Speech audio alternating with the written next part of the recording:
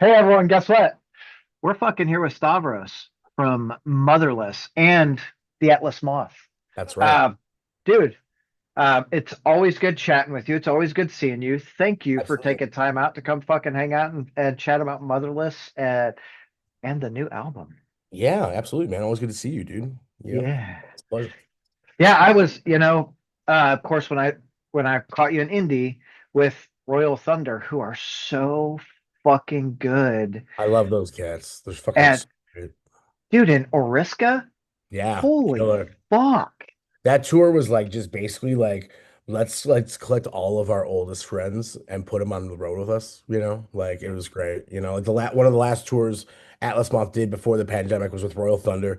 One of the first tours Atlas Month ever did was with Battlefields, which is basically two of like 20 people in Ariska, but regardless, they're two of Yeah. our oldest friends that we have never lost track of, you know what I mean, throughout all the years of touring, Rusty and Matt. But yeah, like Matt and Rusty from Ariska and Battlefields, like we've known those guys literally since we started touring, period, like 2007. Those guys, I learned how to DIY tour from Rusty.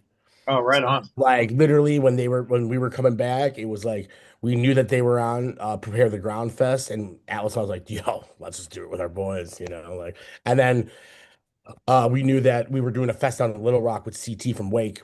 He asked us to do it, and we heard that Royal Thunder was on it. We were like, oh my God, we got to get those kids on it because we love them too. So it was a family Yeah. affair, it was Fuck great. yeah. Well, it's always better, I feel like, when you go out on the road and everyone's like, it's a big fucking homie fest. You're just like, hey, dude, what's up? Like, let's Yeah, fucking yeah, it really was. night Yeah, it's easy. Okay, great. cool. Yeah. You know? It's like, it's like, you don't get much out of touring, especially at this level. We're not making millions of dollars or anything, but like you make a Liar. lot of friends. Yeah, liar. I got me in my mansion here. I'm at my girlfriend's house. I don't even have a house.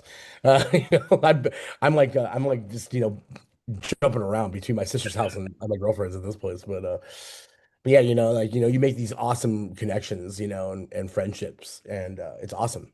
I love all those Yeah. guys so much. So it's always great to see him. It's like no time's ever passed. It's great.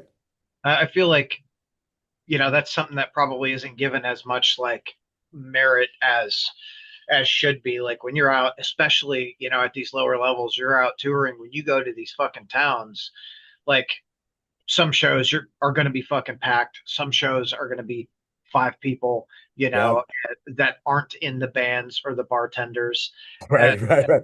you end up like becoming friends with those folks, and then you go to the town and you're like, fuck, okay, I need to like you're going to be there. Cool. Let's have dinner or let's like catch up Yeah, because yeah. in a minute. So It's very true, man. And it's kind of funny, man, like, because you see people that you maybe met over the years of touring, and you meet them in, like, New York, and be like, oh, well, you guys are a big band because there's this is sold out every time I see you. It's like, yeah, it's fucking New York City.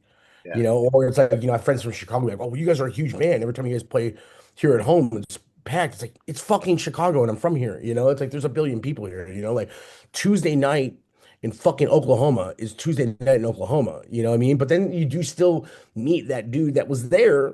Like that guy was there like 10 years ago, and he's still here 10 years later. It's like, yeah, let's go get dinner.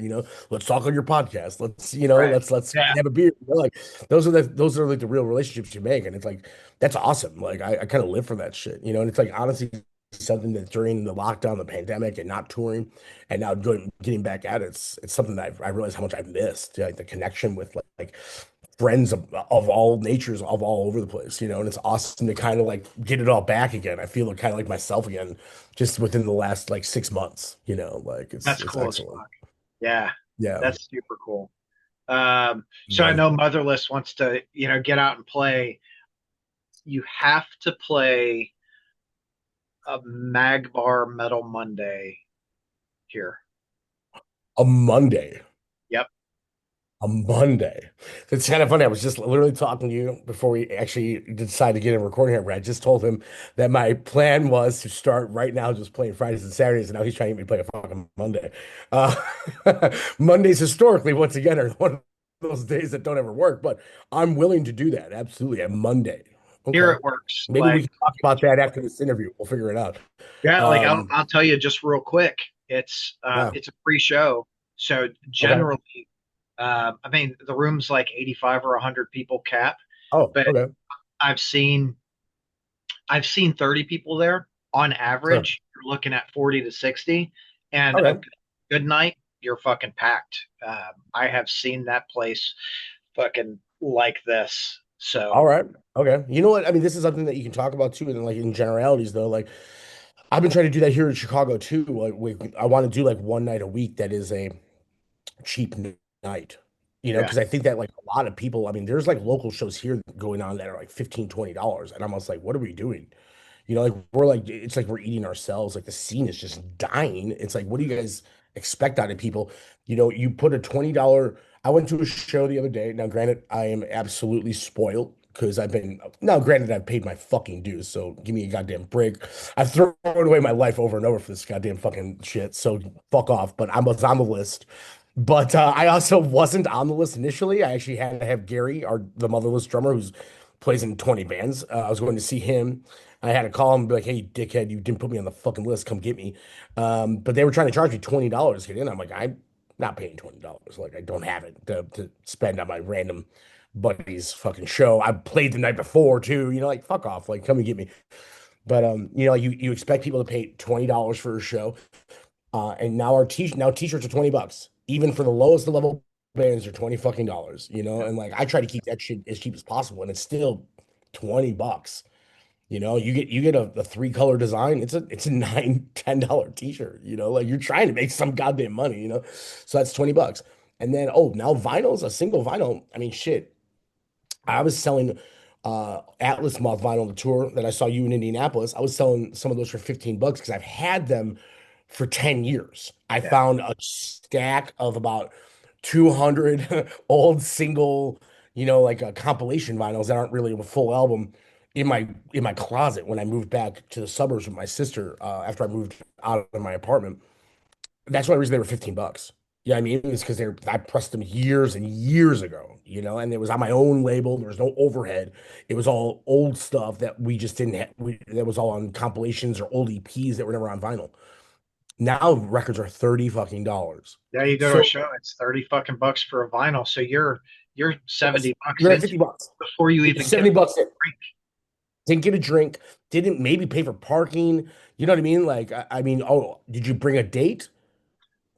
You know what I mean? Like, I mean, you're asking people to come out to a goddamn local show and it's $100. You know what I mean? Pretty much. I mean, that's actually more expensive than going to a fucking movie. And Yeah, like that's saying something because going to a fucking movie is expensive. I just took my girlfriend to go see Weapons a couple of weeks ago. It was like a 60, $70 date, I mean, that's a lot to be yeah. spending to go Well, see. especially now, like, because everything's so fucked up with like where we are with the economy, Yeah. like I know construction companies are down. I talked to a couple of tattoo buddies who are like, "Yep, like my shit's not moving like it should." I Like, um, I so literally used to run a tattoo shop. I managed one for a decade, and I just reconnected with one of my buddies that I used to work with, and he was like, "I swear to God, he started tattooing after I had left the shop or whatever." And he was like, he was a manager with me. He started tattooing. He apprenticed. He was like, "I swear to God, once they let me start tattooing, the entire industry died." I was like, "Well, that's what you get," like fucking, it's like you should have quit that shop too, yeah. like, Well, I mean, it's that's the how it goes. reality now, and I think Yeah. you Yeah. I know, mean, people don't have expendable cash right now. I don't, not a lot of people do, no, I like I, don't either. That, I went to a show the other day. I was like, man, I'd love to buy a t-shirt, like I went and saw Budo's band. It's a band I've been dying to see for like 10 years. You know what I mean? I was like so pumped.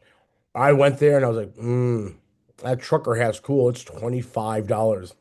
yep. You know what I mean? Like, and it's white. I'm gonna sweat right through that fucking thing. It's gonna be worthless. You know what I mean? I did I was on the board for a mental health foundation here. We did a music festival every year for like they're still going. I think this was the ninth year. And Budo's band Oh, uh, awesome. played one, and they were great, but Incredible. they fucked up the green room, dude. Did they really? yeah. Holy shit, that's kind of awesome because I think those guys are rock and roll as fuck, but not Oh, that. they are, dude. They like got into a fight amongst themselves after the Oh, show, like no beat each way. other up, fucking tore shit up. Like, Oh, awesome. Kind yeah. of. Not since you were involved with it, but Well, like yeah, not for in the the rock and festival, roll but sense, dude, right? this is rock and roll. You know what I Yeah, mean? yeah. Holy shit. Yeah, that band blows my mind, man. I think they're so cool. Like, I've been dying to see them for years. They always like the last time they were here, I think it was at like some weird Latino music fest that I found out of like the day of. And it was like a street fest, like way on the south side. And I was like, I can't even make it down there. It's like if I drove right Only in now, 10 minutes, and I just yeah, found yeah, out. it's like this is on the other side of the goddamn city. And if you don't know, Chicago's fucking huge. Like, Yeah. if I drive right now in traffic, like I'm going to miss this set. I'm not even gonna find parking. So it's like it's a wash. So we saw them at Thalia Hall here though, which is like yeah, it's such a gorgeous venue. Vibe was killer. But like I said, man, like I was dying to see this band. This is like a holy grail show for me. And I looked at that merch and I was like, and I was on the list. Once again, like I Yeah. got him for Oh, free, yeah. like I Trust had me. I had two $12 beers and I was like, I'm kind of tapped, you know. Like, so there you go, like that's how it goes. People need to bring back cheaper shows, like get Well, people in the that's door and sell a bunch of merch for these bands. That means more than $100 from the door. right. I'd rather have people walk out with a record, a shirt, and a CD or something, like that means a lot more to me than making money off the door. And I Well, think that's where like that's where they've spent a lot of years like cultivating this Metal Monday. It was at another place, but um, it just like literally the other place was 30 people in a fucking room. It was okay, an old house they turned into a bar, and you interesting.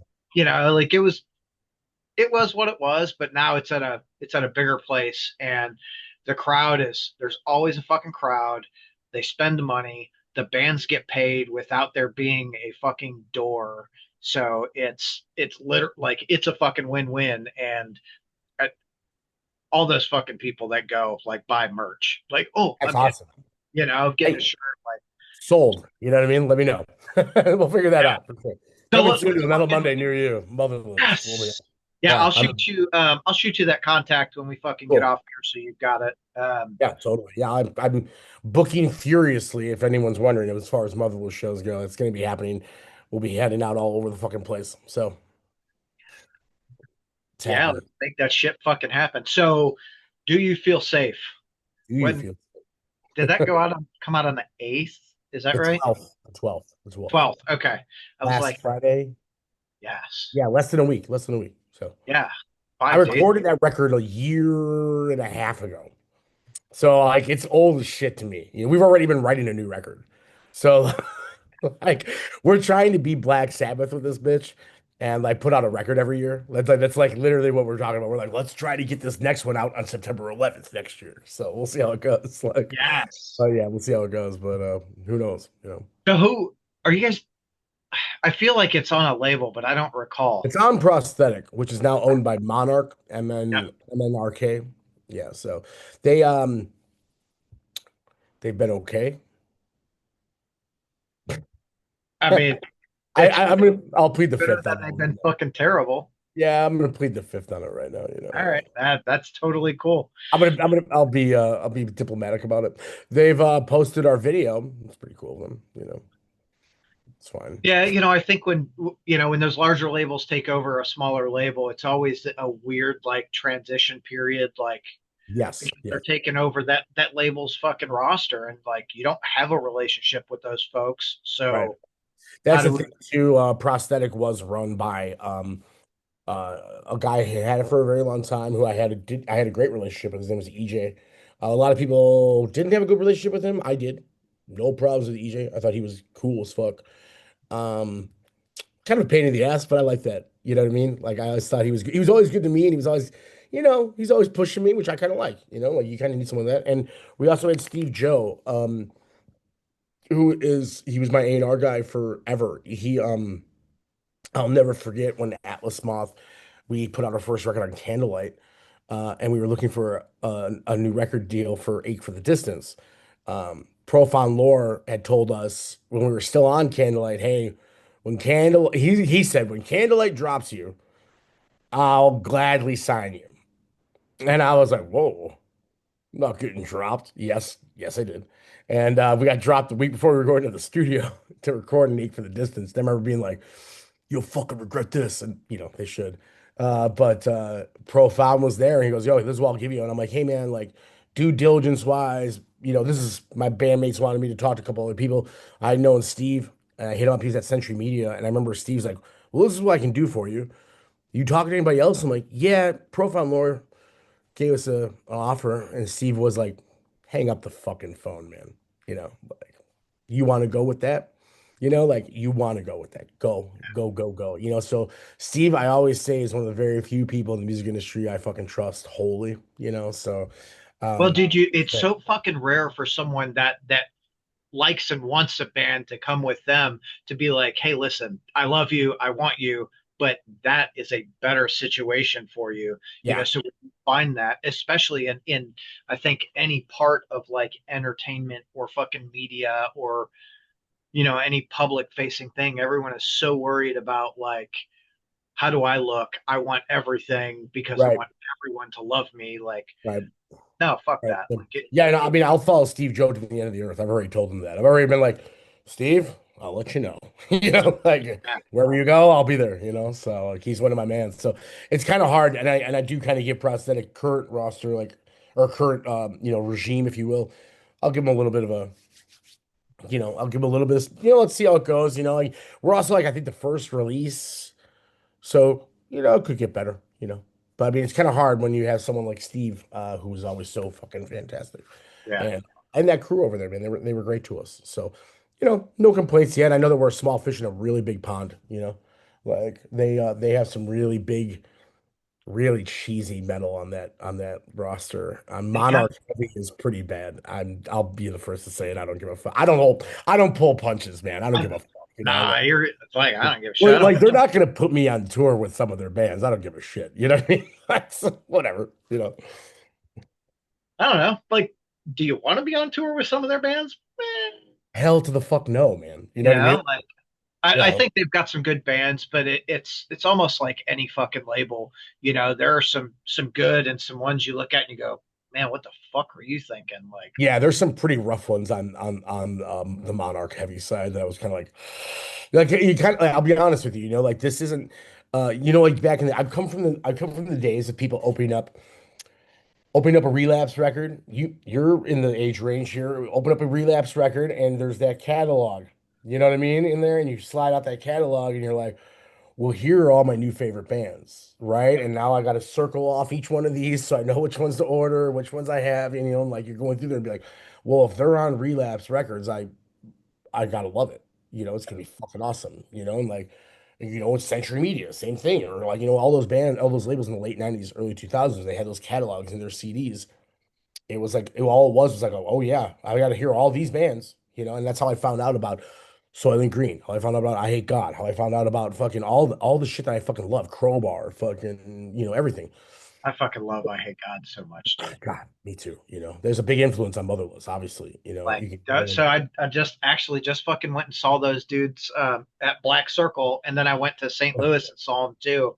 I saw And them twice here in Chicago, so yeah, yeah, oh, yeah, they did the fucking matinee and the late show yeah, yeah. because they did the same thing in Detroit, and I was Yeah, like, the night after, I was hanging out with Mike until like 2 in the morning, and I'm like, "You poor bastard! yeah, Like, what are you doing?" But yeah, like I mean, like like I used to look at that and be like, "Oh yeah, this is a late." And so I still do kind of hold like who I'm label mates with to a standard, to somewhat. I mean, you can't really anymore to an extent because there's not label rosters put together like they used to be. Like not you so, used to have right. like what I That mean? Like there's like, uh, like really honestly, what labels are left in America that are actually like curated like that? Yeah, the small indies, but not big ones. right, Like the Metal Blade is about it. I'm pretty sure is like the only one that's still around that's like owned by the original dude. Still Brian Slagle, right? yeah, Like yeah, and but even that and, he is expanding so much. You can see that he's like bringing it's not as tight and curated right.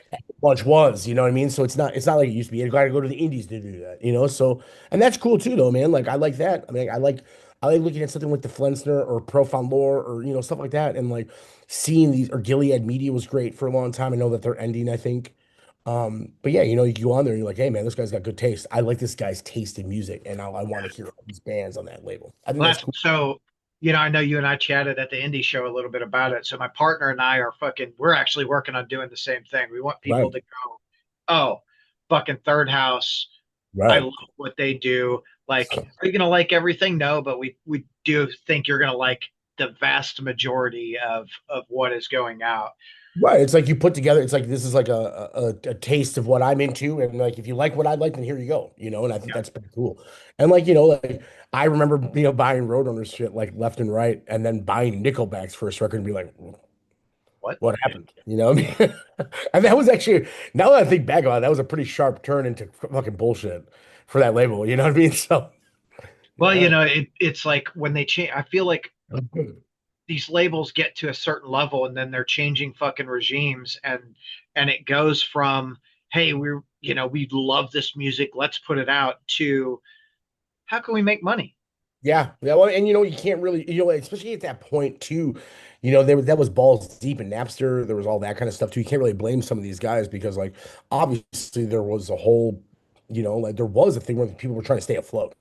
Yeah. You know, and like, can you blame Roadrunner? I mean, they got that song in fucking Spider-Man that probably did save Roadrunner. You know what I mean? In all honesty, so they could put out Machine Head and you know Typo. It was still active at the time, I believe. I think my timing's right on that. 2004, that sounds right-ish.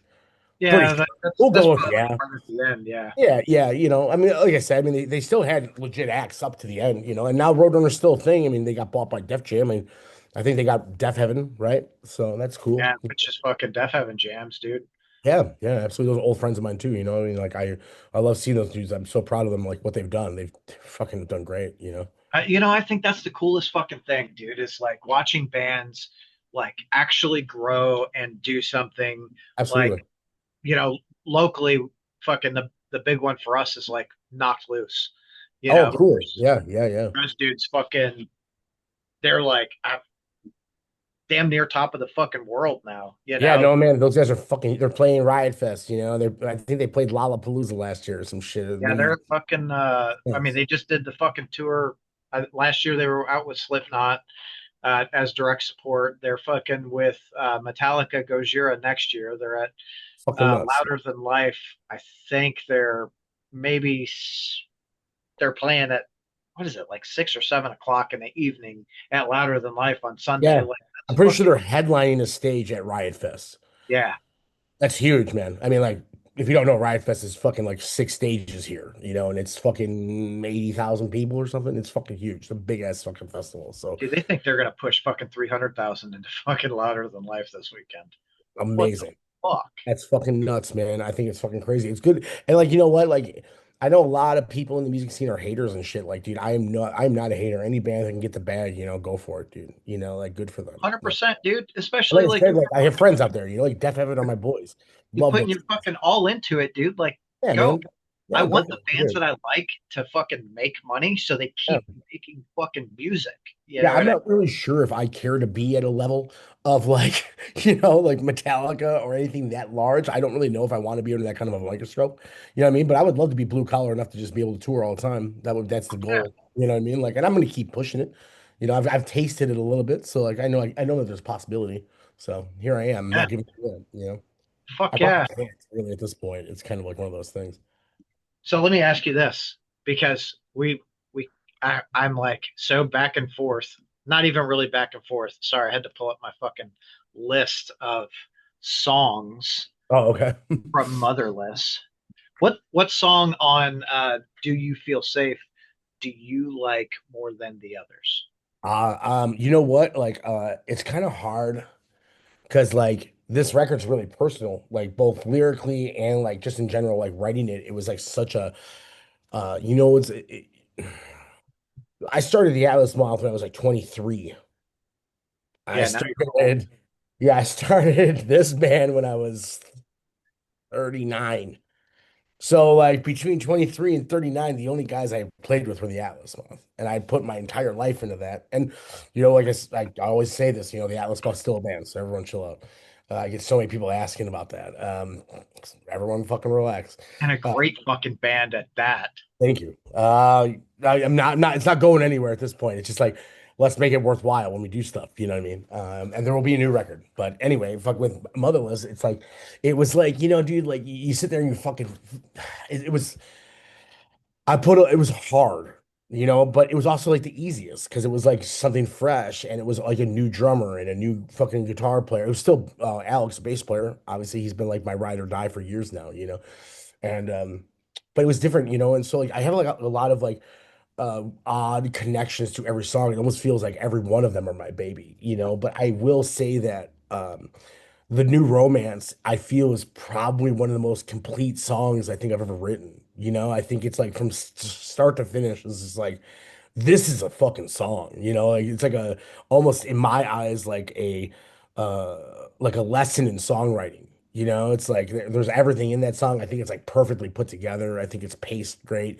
It's a little long, but what are you gonna do? That and I will say Reptile Dysfunction. Um, It was a great way to fucking open the album, by the yeah, way. that was the last song we wrote, which is like my specialty. Because like the last song we wrote for Ache for the Distance was Coffin Varnish, which I brought. Last song I wrote for this record was Reptile Dysfunction, which I brought in. The last song we finished for Coma was Coma Noir, which I brought. It was always I always bring like the opener last. It's how it goes. I don't know what my deal is with that, but it's how it goes. So Whatever. That like you've got a yeah, knack for it it's my apparently. thing, I guess. I don't know. I know how to open a record last. You know what I mean? But yeah, like those two songs particularly because like they're, um, I think they're probably some of the strongest lyrics I've ever written as far as like content and like how I the cadence of them, the rhythm of them. I pulled off some shit I've never been able to do or tried to do before, and I'm really proud of that. They're very personal and they're very pissed and just from the heart, which I really went for, and I think my vocal performances are great. And yeah, I think they're most naturally written songs. They weren't questioned at all. We literally just like, I'm like, here's the song, let's see how it goes. And it's like we started it and we just went for it, and we were like, I think that's it. There wasn't any revisions. They just happened. You know what I mean? That's And I think fucking that's so punk rock, dude. Like the entire record's pretty much like that. We barely did any revisions on this. We were just like, let's just feel it. Just feel it. You know what I mean? Just feel it. And if like it felt right, like let's not question it. Let's go with it. And that's the entire record is we want to be punk rock about it. You know what I mean? Like we keep calling it doom punk because like it which feels like fits it fucking perfectly, dude. Like yeah, it yeah, yeah. it That's really what does. Like yeah. it's got there are times where you're like, okay, this is doomy as fuck, because it's heavy, but it's not a fucking slow like No. chord Yeah. every fucking 30-second album. Like it's got like punk rock cadence fucking through it, which is That's what great. I wanted, man. I wanted to have like punk rock songs, you know what I mean? I wanted to have verse, chorus, breakdown, ending. You know what I mean? Like so like Without Waves, are you familiar with them? Uh, Um you told me about them, and I don't know that I think I checked them out, but They I'm are techie as fuck. So Without Waves is Anthony Kwan and Gary Naples. They make up the other half of Motherless. They are the techiest band I've heard in a long time. I put on one of the records when we first started Motherless, and my dog, who's an English bulldog, who's not afraid of fucking anything, barked at my stereo and ran and hid from it. And I don't know what it was. I was confused by it. I didn't believe it was the music that did it. And I stopped the record, calmed him down. He came back to the living room, sat next to me on the couch. I put the record back on at the same point. He did the same thing. I've never seen a dog do that. Their band is nuts, and it's extremely tech. Their guitar player, Zach, is one of the fucking best guitar players I've ever seen in my entire fucking life. These guys are incredible musicians. And like, the Atlas Moth is proggy as fuck. We're all out there and heady and technical too. And this record, I was like, this is not going to be that. It is going to be Motorhead. That's what it's going to be. You know what I mean? Yeah, it's like it's going to be rocking. It's going to be anthemic. It's just going to be raw and dirty and nasty. And that's what we went for. I wanted to be a punk rock, and it well, worked. and I think that's it touches that, right? Like this is you say it and it really does remind me of something that it's like the Motorhead ethos, right? Right. Like we're not shying away from anyone. If you're a punk rocker, come fucking jam. If you're a metalhead, come jam. And that was, like Motorhead, the fucking the original like crossover band. Yeah, that's like really what we're going for too, man. Like I don't want to shy away from anything. Like I think that punk rockers can get into it. I think doom dudes can get into it. I think heavy metal dudes can get into it. I think thrashers can get into it. I think death metal heads can get into it. I think everybody can get into it. There's something for everybody. The idea was to be the heaviest band in the room. You know what I mean? And I think that we can do that. You know what I mean? And I think that You're not like gonna don't play with Primitive Man because those motherfuckers. I'll go up against Primitive Man. That's I'll do that shit. I don't give a fuck. You know what I mean? Like that's the other thing too, is that we're kind of going for this very aggressive, in your face, confrontational attitude.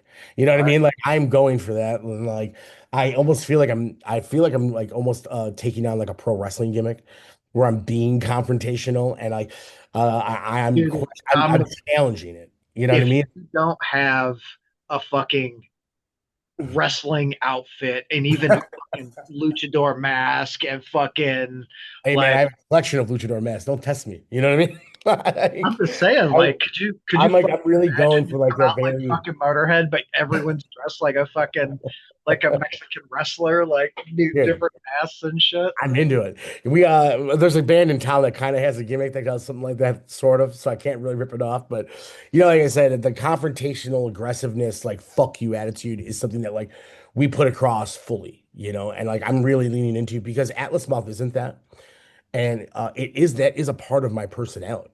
Atlas Moth is a very heartfelt, thoughtful band. And Yeah. Motherless is a very much a fuck you band. It's like we're gonna do whatever the fuck we want, and we're gonna be offensive, and we're gonna be confrontational, and we're gonna put Donald Trump in a filth pig, ministry mock-up shirt on our fucking table. Fuck you, like, and we're gonna do some crazy shit, and we're gonna say fuck this and fuck that and fuck you, and like that's like the two parts of my personality. I'm like a heartfelt, loving, caring, humanitarian dude, but I'm also the guy that's like fucking hates people and hates everything going on in the fucking world. And like someone once called me the most jolly misanthrope on the planet, and that's like the most pretty much it. And I think right now I'm not really feeling very heartfelt. I'm feeling like a fucking misanthrope, and I think the world and Earth I needs think a misanthrope. so many people are though, right? Like because there's so much garbage and so much like bullshit going on. Yeah. Like, why in the fuck are we just going, hey, let's fucking deport everyone? Yeah, yeah, yeah. I mean, like right now, I think is the time to say fuck you. You know what I mean? Like right now is the time to fucking like right now is not the time for me to croon at the Atlas Moth and tell you to, grab your fellow man and let's go forward. No, right now is tell like let's band together and say fuck you to somebody. You know what I mean? And I think that's really important. And I Yeah. think that like timing wise, I don't think this record could come out at any perfect time. It came out the week that Charlie Kirk gets shot and people are sitting there trying to take away freedom of speech. And I think that this is the biggest freedom of speech, like it's for this record is for everybody that has gone through some shit and made it out the other side or needs to hear that you can make it out the other side. You know what I mean? And like, Well, that's what makes a good fucking record though, dude, is like whatever you're feeling and like so like Gojira was one of those bands for me. okay, When my little brother killed himself, like I dove headfirst into Slayer and Gojira because Slayer is like I I've always loved Slayer, so this is of they fucking course. coddled me, you know what I mean? And Sure, then yeah. Gojira, like it, I don't know, just fucking really like helped me through all of that shit. So to Yeah, man. for anyone, like it sounds to me like this album for you was cathartic. This is the most cathartic a record. I think every one of my records ever has always been cathartic. Yeah. This is my entire life kind of fell apart in the making of this, and I'm here on the other side, and I feel like I'm in the best place I've ever been in. I like literally felt like my I didn't know where the Atlas Moth was when I started this band. I was in a shitty relationship. I had a business kind of fall apart, lockdown, et cetera, et cetera, et cetera. I have come out the other side with not only the Atlas Moth flourishing, I have this band fucking at the top of its game as well. I have an incredible relationship with an incredible woman who like really supports me. My family life is better than it's been in a long time. Everything's on the up and up. Yeah. And it's just like I feel as though like, music has saved my life over and over throughout my entire life. And I've always said like if I can ever give it back to anybody, I would. And I've had over the years, I've had a lot of people through the Atlas Moth write me and tell me how much it's meant to them. And it means the world to me. And I've never done a record like this though, where it's like, that like, sometimes you got to look life back and say fuck you to it. And I think this is my fuck you record. It's like the don't give up kind of like hardcore ethos that I grew up on, where, like, growing up getting called fucking every name under the sun by jocks and preppies and not being included in things and feeling excluded.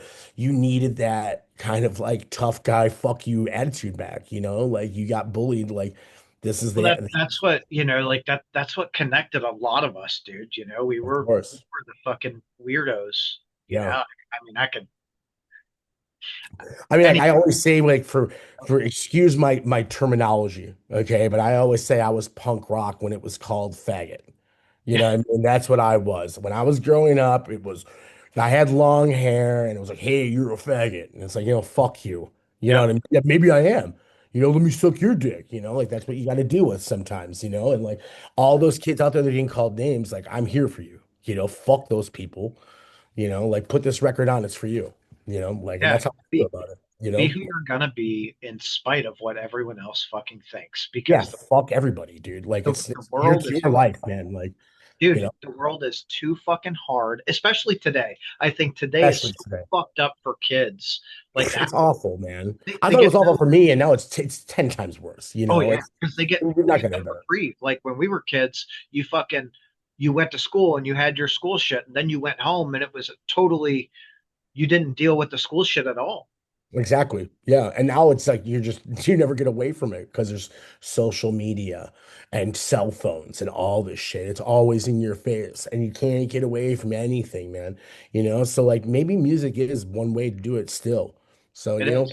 here I It's am, man. Like I feel like I said, like you can get through it. And one way to get through it is to fucking put your middle fingers up and just keep moving, yeah, and here you go. 100%. That's how I felt. That's this entire record is just that. It's about, and it says it at the end. Like the last lines, I'm yelling. It's like I'll be swinging all the way down until I'm 6 feet underground. It's the truest statement I've ever made. And I truly feel that here I will be.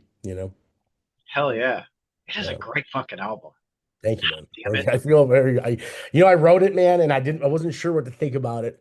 I recorded it last March with Sanford. And we were very much like, man, I wonder if anybody's gonna get this. I wonder what we think about it. And, we played it for some people, and we didn't. People were like, oh, this is cool, whatever. I'm like, okay.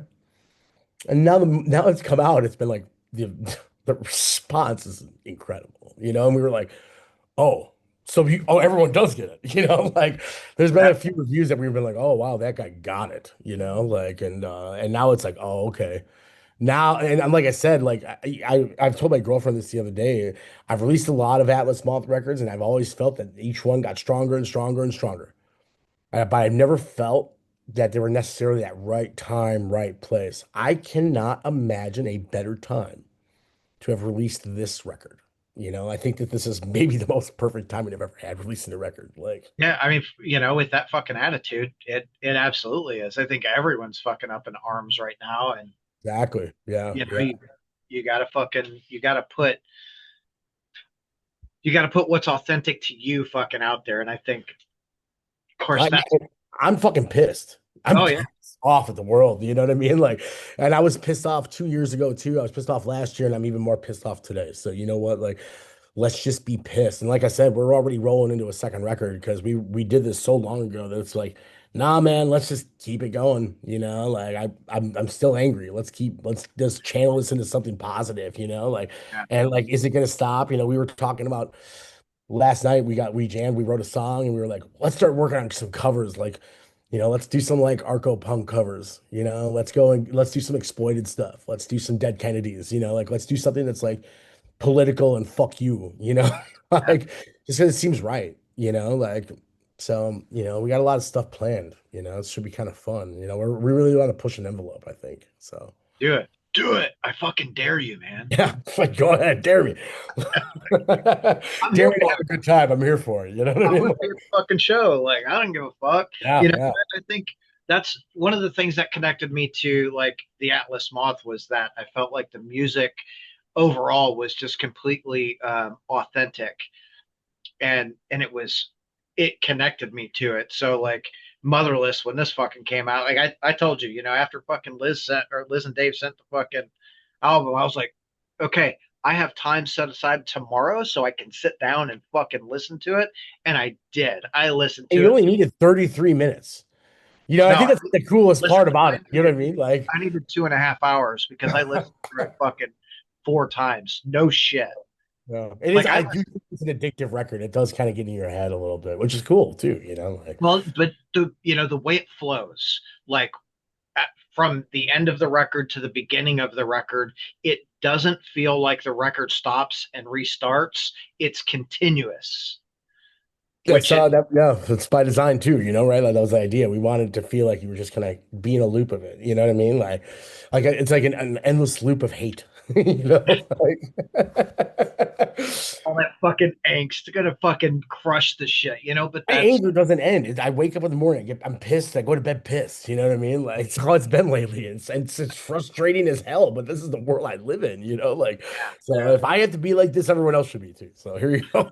Here's my record. Now You're listen to gonna fucking feel this shit too, and it doesn't fucking stop, it. motherfucker. It's exactly it, man. You know, I wake up angry. I fucking look at Reddit. I get angry again. You know, like I go to bed reading Reddit. I'm angry. You know, Yeah, it's nothing fucking but that shit. ridiculous, dude. Like, Yeah, oh, dude, it is. You yeah. know, like I'm sitting there watching Donald Trump say fucking smart people don't like me. I'm like, yeah, I fucking hate you. Like, fuck you. Dude, I like it. The political landscape is so divisive A right now. fucking cesspool, man. It's Like, fucking, geez, I don't even give a fuck who you voted for. I've been voting for the lesser of evil now for a long time. You know what I mean? Like, I have which happens to not be fucking Republicans, but here we go, you know, like, dude, like Republicans, Democrats, in my mind, it's the same fucking party. yeah, Like, it's all bullshit. You know what I yeah. mean? Like, So I'm like, fuck both of them. I try to find someone, one of the fucking third party people and go, okay, maybe this is fucking where it's at. But the all I reality, wanted was Bernie Sanders, man. You know what I mean? That's all I want. That's all I we, want. we need to fucking completely redo our entire like political system because what we are doing is not fucking working, dude. Yeah, and it's never gonna happen in our fucking lifetime, I don't think, at this point. You know what I mean? Like, well, yeah, I don't know. With the way they're burning it down. Why Yeah, not? I don't think we're Yeah. really that fucking far from it. Like, Yeah, maybe you're right. I don't know. All I know is that like the more and more I wake up in this shit, it's just like I don't even know what's happening. You know what I mean? Like fucking this is insane. You know, like yeah, I, I've always been like almost like like apolitical, and I've become more political in my entire life. So I'm like, this is actually affecting me. I'm a goddamn middle-aged cis white male.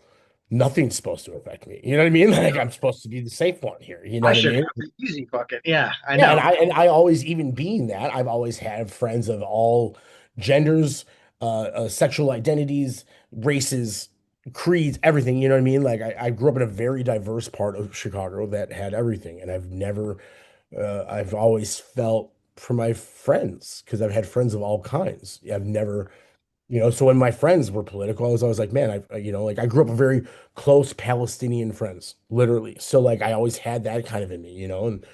I've always cared about their plight and what they've gone through and all that shit. And other friends, as I've grown older, I've met plenty of gay, trans now, everything, dude. I grew up with tons of black friends. I grew up with tons of Korean friends, Indian friends, Mexican friends, everything.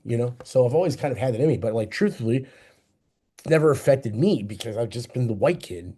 I'm a Greek, I'm a half Greek, half Austrian kid from Chicago. Like it's fine. And now I'm over here just being like, now this is all of a sudden kind of starting to even affect myself. And it's like, maybe I should have cared the entire time. Well, I, maybe, but I think people are now they are identifying themselves as I'm a Republican or I'm a liberal when at the end of the day, like, is that in my mind, is that really what you are? Are you conservative? Are you liberal? Is that your entire existence? Because I I, think if the majority of us sat down and had conversations without these, without this conservative liberal Yeah, like shit. the tagline, if you Yeah, will, I think like the that strict, rigid thing. You know, it's kind of funny, right? Because like if people ask me, "Oh, what kind of band are you in?" I'm like, right. metal. You know what I mean? Like best I can do. You know what I mean? Yeah. And people have called the Atlas Moth Doom. People are calling Motherless Doom. I ain't a fucking Doom band. You know what I mean? Like, you can sit there and you can find doomy elements or punky elements or whatever it might be. Oh, dude, we could call I'm not in Mother a box, Dunk right? Rock. Yeah, yeah, yeah. There you go. Yeah. I don't have a box of anything in my life, so I can't really put myself in any box, right? And at this point, I've already been telling my girlfriend, like, I think I'm just an anarchist. Because like I think I just want to watch the fucking world burn at this point. Because I can't imagine any better outcome. You know what I mean? Like at this point, like everything's so fucked. It's like, We, fuck it. dude, we Like, were right fucking there. I'm yeah. like, I'm literally just waiting. I'm waiting for these fucking nuclear bombs to just start fucking shooting everywhere. Like, God bless being in the Midwest. I love being landlocked right now. I, I I feel don't so. think, I don't think that helps us. Like, we've got fucking, I've got Fort Knox just Hmm. 20 or 30 miles from me. That's right. You know, I we're feel pretty safe about Trump sending in the National Guard here. Because the South Side gangs are gonna keep my town protected, I'm pretty sure. You know what I mean? Like, yeah, if someone's asking me who I'm putting money on, the National Guard or all of the gangs on the South Side, it's all the gangs on the it's just South Side. gangs. Yeah, Pretty sure that they are gonna protect that block harder than ever. So, yeah, you know, and they don't have this is rules. Chirac, baby. Like fuck you. Yes, I don't go down there. So you probably should go down to either National Guard. I would fucking stay out. stay the fuck away from that Yeah, crazy. you haven't gone to Iraq, bro. I don't think you should go down to Chirac neither. Like fuck that. Sounds like a terrible fucking idea. Oh fuck. So, how far into album number two are you guys with writing right now? Yeah, we're just rock dude, we're just kind of like going through it. We really want to do Rain and Blood. We keep talking about. Rain and Blood is 28:54, I think. 55, 28 minutes, 55 seconds. So we're trying to beat Rain and Blood. That's like the running joke right now. We want to do like a 28:45. That's like we really like. So like once again, our other two bands, Atlas Moth and Without Waves, are very long-winded. Even though like I think Atlas Moth has always been pretty concise with it. I think we've always been like in the 43 to 48 range. But man, we really have found like this cool little, we really enjoy this band being brief. Like we played our entire record the other day and it was 33 minutes live. Like, I think we actually did it in 31 with me threatening somebody for booing Outcasts when I said something about them on stage. You know what I mean? Like, so like if you can add in a veiled threat of me on stage and still do the record in 31 minutes, that's fucking sick. And I think like we're really just into this kind of brevity, especially nowadays. I think people's attention spans are so small.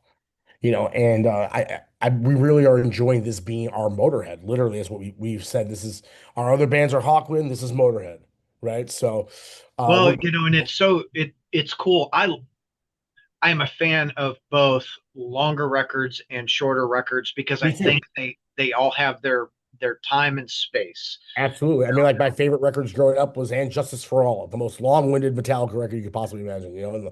And like my other favorite bands, Neurosis.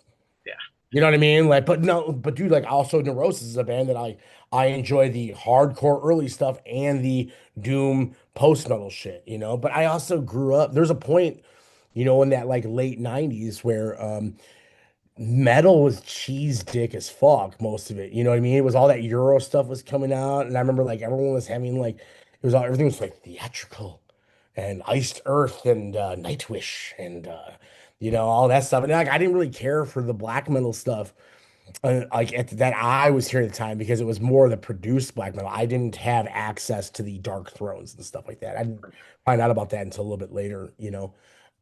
So like I turned to hardcore. I got really into like Vision of Disorder and Hatebreed and the first Hatebreed record, fuck yeah. especially. Will Haven was a big one for me, stuff like that. So like I was really into that, and I was really into short stuff, like so like I'm just kind of like basically once again this goes back to my two sides, like I have that epic metal side and I have like that brief brutal hardcore side. So that's kind of where we're going. Like I kind of feel like Motherless is embracing my abrasive, short, brief hardcore. And that's basically where we're going. Where dude, I feel honestly, I feel like everyone has those two sides, right? Like Yeah, you you have, had two wolves living in you, right? yeah, Something like that. I think you've got a lamb and you've got a wolf, Sure. right? Yeah. Yeah. Yeah. Yeah. Right. Yeah. Am I going to be shepherded today with my long fucking super Yeah. heavy doomy shit? Or am I going to be the fucking wolf in the sheep's clothing and I'm going to come out and tear your fucking face off in Right. 29 minutes and 27 seconds because we're going to Exactly. just go to town, Well, yeah, you you know? know, the other thing is too is that I think the Atlas Moth, I've tried to do some stuff with the Atlas Moth akin to the Motherless stuff. On our first EP, I did a pretty hardcore song. God, I wish I could remember the name of it right now. That sucks. I think it's called Procession, Warning Procession of the Ancients is what it's called. It's the second track on our first EP. It is very akin to stuff that we do with Motherless. That didn't really work with us though, man. Like it did at the time, but we just kind of evolved from there. You know what I Yeah. mean? We went a different route that, you know, like an ache for the distance was really us putting our feet in the ground and being like, this is our sound.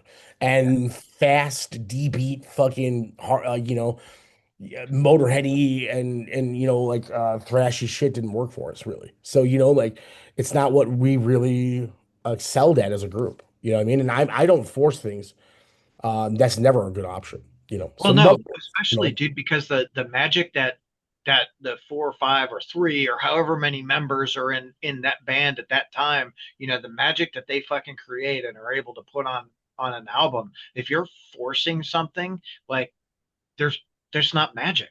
yeah, that's 100% it, man. You know what I mean? That's very true. And it's just like if you're gonna you can't force anything. It has to come naturally. So like we Atlas Moth is going to be an artsy band that has that epic fucking romantic kind of, like journey that I'm going to take you on, and if anything, I think that me doing this Motherless record, I think is going to make an Atlas Moth record even more epic and more romantic and more dreamy, what I mean? And I'm really looking forward to a really heavy Atlas Moth record that takes you on a journey, I think that'd be kind of And that real. like I feel like anytime I listen to any of the fucking Atlas Moth albums, it's I am completely enveloped in the fucking sound. Yeah, Whereas with Motherless, you're not really enveloped. You're more like punched in the fucking face, like we're going. exactly. Yeah, it's like I literally when we started the band, I literally was like, it's the anti-moth. You know what I mean? Like I don't want it to be anything like the Atlas moth. It's got to That be needs to be completely album different, number two. or else why am I doing it? Yeah, well, yeah, moth less, Yeah. right? Like so that was not on purpose either. That was just like I happened. Yeah, but the name came from a Sopranos reference for the record. So there's that. So. Well, That's so fucking yeah, there you awesome. go. Yeah, so yeah, like that's like the whole thing. It's like we're just gonna like I think it's kind of cool to have those two dynamics, the two differences, and Motherless is just like right now, I think especially it's like it's just really fun to do it. And like shit, man, we wrote some songs we've been writing some songs and we wrote a song last night. It's like, wow, this is fucking cool, like so it's gonna be faster, it's gonna be fucking meaner. It's Hell gonna get yeah. the more pissed off I get, the more pissed it's gonna be. So As it, but isn't that how it should be? I Like think the so. Yeah. the You know what I was laughing about is like nowadays, I think the sophomore slump for records, I think is dead. That used to be a thing. Everyone used to say, like, you have your entire life to write your first record, you got 6 months to write your second. And I don't think that's true anymore because I think every band, well, I mean, the Atlas Moth second record was our biggest, that one's one that broke us through. And that Ache well, Distance was I the think one, it right? depends on where the fucking band starts too, right? That's Like, a good point. so if if you're an artist and you automatically go to like major label, and for some odd reason, Right, right. what are they going to do? They're going to put all of that money and energy behind album number one. Yeah. And if it doesn't hit one marker that they don't fucking like, then Yeah. album number two gets all that marketing dollars gets pulled back, which is where, in my mind, that's where sophomore slump comes in. Whereas when you're in the indie fucking world, you don't have that, Right. You right? got to Like, keep pushing forward, right? Like, you got yeah, to, like every fucking album is I think for the vast majority of artists, every album is authentic to that time for that band, and the whole band feels they believe in it wholeheartedly, so they push, and more people have caught on because, well, fuck, we heard album number one, now album number two, fuck. everyone's pushing now. Okay, then Yeah, album number three, right? Like it's more people, which is exactly what happened with Atlas Moth. yeah, it's true. Yeah, yeah, we just kept kind of rolling with it, and it was like bigger and bigger every time. It's Yeah. true. That's a very good point. Yeah, So and now, like, I mean, with Motherless, I mean, we'll see how everything works out here. I'm yeah, very excited to keep. I'm very excited too, like, because all of us are busy in the Atlas Moth too. We can't do Atlas Moth as full time, and equally as busy in Motherless. But now it's kind of cool because now I'm going to be bouncing back and forth, and I like to stay busy with music because if I don't do it, I seemingly get to be a real fucking monster of a human being, and that's not good for me in my personal life either. I if I'm not creating music, I'm just not a happy person. but So dude, it's so funny. Like when you're a creative, you have to create, or that shit piles up in you, and it just fucking destroys everything around you. You know? yeah, I mean that lockdown situation and the Atlas Moth on hiatus, I actually didn't know if I was ever going to do a record again. I really wasn't like, I guess I'm done. I guess I'm just gonna be, I guess I'll look for a job. And like I looked for a job and I got a job and it was like, this ain't for me. You know what I mean? Like this This regular shit. fucking I'm like, I'm sure sucks. there's a job out there that I can do. I've just been working for myself for years and like maybe there is a career out there eventually, but like not this shit. Like I need to have something I can do so I can still play music because like without it, it's just fucking my head up. Like Yep. and the result was this extremely fucking angry record. So, like, the proof's in the pudding. You don't want that fucking guy around. He was fucking angry as hell. So, Well, I like, don't know. Now you're still angry as hell. So I mean, let's do there's other album things to number get two angry first. about. Like, there's plenty of things to get angry about. I don't need to fucking, I don't need my life to be in shambles, to be angry about. The world's terrible, The so. world's fucking terrible. My life is Yeah. fine. Like, Yeah, yeah, yeah, yeah. My life can be fine now. The outside world is fucking awful. It's fine. So no yeah, big deal. it's so funny how that fucking happens too. You Yeah, know? yeah. Just as soon as my life starts getting good, the world starts falling apart. Who would have thought? This is like exactly how my life works. So there you go. Like I no big feel like it's almost everyone's fucking life though. right, right. And that's Right. the thing I always say that like I hate to like talk about how the pandemic was so hard on me. It's like, yeah, it was hard on all of us, bro. Like, you know, Dude, some fuck people you, it was don't a leave lot me out of it fucking though. harder. And like my kids are fucking 18 and 21 now.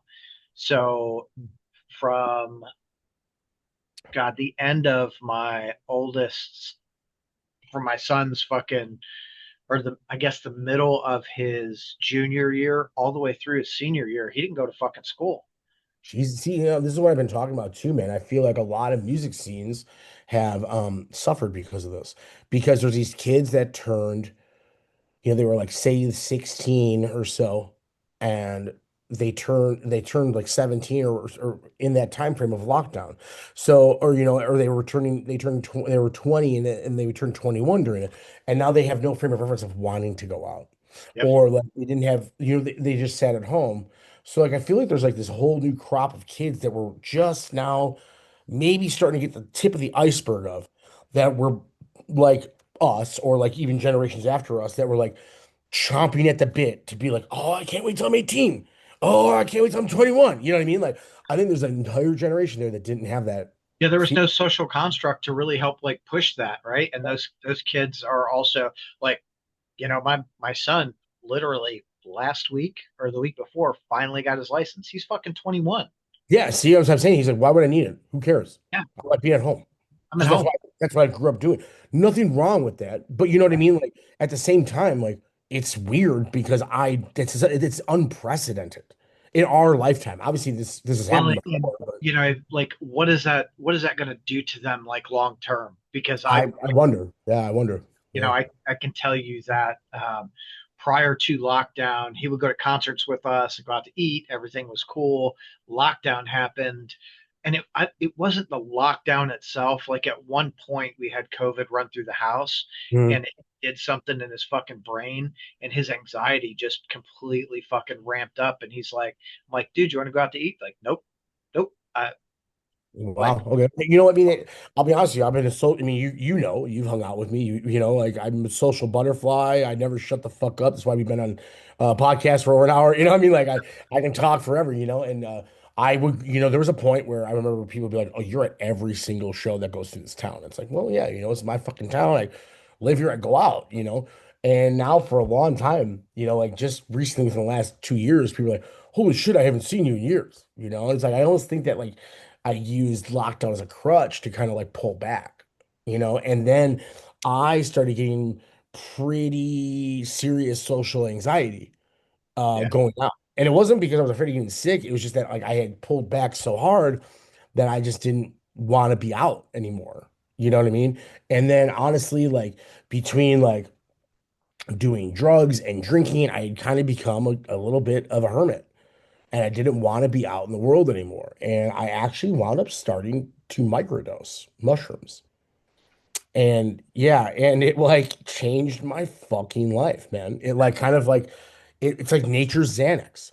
You know what I mean? It like made me feel Dude, it's honestly better. Like in my mind, it's so much better than Xanax because like that, everything that I've read about like the psychedelic journeys with it, like mental health issues as a whole, like what it does is it helps rewire your fucking brain, whereas Xanax doesn't. Xanax is like uh, taking a fucking pain pill. Like it's right, not right, right. fixing anything. It's just numbing everything. Yeah. And like there's years and years of just like constant like turning my body into a goddamn chemistry set from touring and like, you know, what I mean, this town is basically built on cocaine. You know what I mean? Like if you've gone to a goddamn show here in Chicago and you haven't done a bump of cocaine in the bathroom, I don't believe you. You know what I mean? Like it's just how it goes here, you know what I mean? And like now in my 40s, I'm over here being like, you know what? I shouldn't do cocaine anymore because I don't want to die in my 50s, right? You know, so like now feeling clean off of that and like starting to do microdosing and stuff, I feel like a human again. You know what I mean? Like I love going out. I love seeing my friends. Whereas before I'd be like, I don't want to go out. I want to stay home. I want to hide under a blanket. You know what I mean? And like it's been a huge help, you know. And I think that mental health in general, I'm not saying everyone should do mushrooms. I'm not saying everyone should stop doing whatever drug choice they want or start doing any drug of choice, you know, like, but it's helped, you know, and I urge everybody to actually take some sort of accountability for what is keeping them down Yeah. or, you know, trapped because there's something out to it. I was a goddamn out there for everything and I wasn't, and I regret those years that I buried myself in my home, you know, like there's a whole world out there, like go experience it, go love it. You know, but you can look back and go, man, I regret that. But I think without that, you wouldn't be where you are today. 100%. I mean, I probably wouldn't change anything because I'm really happy about where I am today. But you know, at the same time, like I missed some stuff. You know, in particularly, there was a point where I even got off of social media for a while. I didn't even. Oh, I thought social media was the problem, which I still think social media is kind of the devil. But I do realize that after all these years, like we talked about earlier, I've made all these relationships with people. It's just kind of a necessary evil to kind of keep Keep connected connected. and to know what's going on. You know, I missed even knowing that my friend Pete, from Remembering Never and Ether, passed away. I didn't even know that. Right. And no one texted me about it. No, I didn't even know. I literally hit him up to be on the Motherless record because he was supposed to be. And that's actually, I wrote the new Romance, the music for that when I found out about it. That's actually that was written for Pete, you know, Mean Pete. He was like my boy. Um, I love that guy to death. And I didn't even know he fucking died because I fucking got myself on social media. And I wound up texting him, and his sister is so sweet. She kept his phone on. Um, and she texted me back, you know, hey, I guess you didn't hear about this. And we chatted for a bit, and it meant the world because I kind of felt like we just got to say goodbye to him in a way or not, you know. But like that's like legit shit, man. You know, like I buried myself in my hole over there to fucking get away from everything, and I got away from too much, if you will, you know. And I wish I was around for that. You know, I wish I'd known. I wish I got to say goodbye to my friend. He died of cancer, and it was a real shame, you know. So, Yeah, you know, it's a bummer, like when that kind of stuff happens, you know. So that's pretty. That's so fucked up.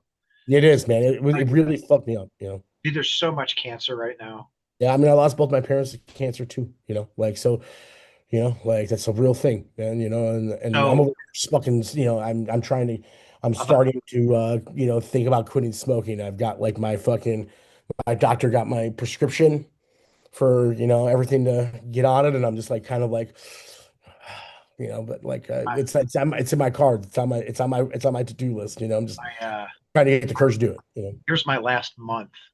My wife, uh, August 4th, some month and a half, whatever, was diagnosed with breast cancer. Yeah, I know I was going to ask you off when we were done how she was doing, but I didn't want Oh, to, you know. yeah, she's doing great. Oh, So, fantastic. That's great to hear. yeah, Yeah. so she had a double mastectomy. August 29th, I think, is when she had it. Oh, right on. So, right about the time she went in for the double mastectomy, my youngest dog started getting sick. I just lost my one of my dogs in December to cancer too. So, she fucking April of last year, she broke her leg. We took her to the hospital. They amputated. They said, "Hey, um, we can biopsy. We think it's cancer." Ugh, Like, cool, amputate. Let's do what we can. Well, she got sick about the time Jen got, had her surgery, and they, I was like, "Here's what's going on." Doc's like, "Okay, antibiotics." So she went through like 3 rounds of fucking antibiotics, progressively stronger. And yeah, we took her in yesterday, and he said, "You know what? Like the cough kind of worries me." He fucking they X-rayed her lungs, dude, and I mean, her you can barely see a little bit on the outside of the fucking lungs. Everything else is completely riddled. that's awful, man. I'm sorry to hear that, man. I So, my pit. I still have my bulldog. He's doing great, but my pit last December was literally she just kind of got sick. We were like, "What's going on?" Took her in. It was the same thing. It was like basically like she has cancer. We can try to do surgery. We can figure it out. That was like a Tuesday. She had an appointment the next Monday with a dog oncologist, and that Friday she had a seizure. And my sister, who runs a really incredible rescue here in Chicago called the Chicagoland Bully Breed Rescue, she's been doing it for like over 30 years. If you're in the Chicagoland area and you're looking for a pit bull, my sister does really great work. We have I live with my sister currently. There's always a rash of puppies coming through my home, which is excellent for your mental health as well. Um, but yeah, she was supposed to have an appointment on Monday and she just didn't make it. So I mean, and it's never dogs are one of those things. It's never long enough. We right. have them, Well, we and, have them and for 20 years. It's never long enough. that's absolutely right. Like our oldest they're like 13. They're Yeah, right about 13 each, and Penny, our youngest, she's 6, and yeah. it's So yeah, this was she. My pit was. Oh no, actually, my pit was older than my bulldog, but she was only 8. yeah, She was. Yeah. I had a bulldog before my current bulldog lived almost 15. So like you can never tell how that shit goes, man. yeah. It's why and Well, she it's was like, a year before she passed away, she was in great health. You never know how that shit goes. Crazy. that's it, dude. You have to enjoy the time that you have with them, and that's what I told my daughter last night. Like, hey, this is what's going on, and she broke down. She's like, it's not fair. I'm like, this is why It's not. we don't beat them, why we show them all the fucking love in the world. That's right. We give them treats. Like, dude, That's why when they want to go on a ride, you fucking shut the fuck up and you put the leash on them and you fucking take them for a ride. That's what I learned. You know what I mean? Like my dog, literally, my bulldog is like super attached to me now. He was really attached to her, the pit bull. And then once she died, he's been very attached to me. So now it's like a ritual now. Every day, he couldn't go out in the summer for walks because the pit bull or the bulldog face is too smashed. He can't handle it. yep, Every day he gets a ride. And like it's funny because my sister will be like, "Did you give Bobo a ride?" I'm like, "Oh, I didn't." She goes, "Well, he pissed on in the fucking living room today." I'm like, "Oh, okay, it's my bad." So now if I give him a ride, he is cool. Everything's fine. He doesn't do shit wrong. But if I don't give he's him a like, ride, I'll pee where you want me to pee, yep, but just give me a fucking I need ride. 2 minutes in that fucking car. All he needs to do is go to fucking Starbucks and get him a pup cup, and I'll have a coffee, and that's all he needs. It's across the street from my house. I could walk there, but as long as I give him a ride, he's cool. So That's it's fucking like. yeah. Every day is that dog's, it could be the best day of their life. You know what I mean? That's all you gotta do is give them that much. That's So dude. Penny, like, she quit eating like her food. I'm like, oh fuck, what do we do? Well, we had a rotisserie chicken in the fridge, and I'm like, oh, I'm gonna give it a shot. She ate the whole fucking chicken. I'm like, that's oh, right, man. Yeah. that's all she's eating now. It's like rotisserie Yeah. chicken. I'm like, all right, here Yeah. you go. Fuck it, man. I've Fuck kind of gotten past the point of being like, oh no, there's rules. Like, nah, fuck it, man. Give that. that dog that cheeseburger. You know what I mean? Like sometimes they need a cheeseburger, man. It's fine. Sometimes they get chicken nuggets, man. You know what I mean? Like, Oh, absolutely. If we go to the vet, we stop at McDonald's so they can get a couple of cheeseburgers. Like, here you go. yeah, they get something for sure. You know what I mean? Like, yeah, that's how it goes, dude. That's just the only way to do it. Fuck yeah. All right, Stavros, I got shit to do, dude. I Yeah. I'm going to fucking Louder Than Life. Starts tomorrow. Oh, right on. Hit me up Go. with for Metal Mondays, man. I'm ready to come Yes. whenever you're ready. I'll send that shit to you right now, like Metal Mondays, and I'll get you with a couple of guys outside of there that also book shows. So Yeah, please do, man. Please do. That'd be awesome. fuck yeah. Dude, So, brother. thank you so much. Pleasure as always, man. Thank you so much, dude. I'll Hell talk to yeah. you soon, though, all right? Yeah, brother. Have a great day. Later, brother.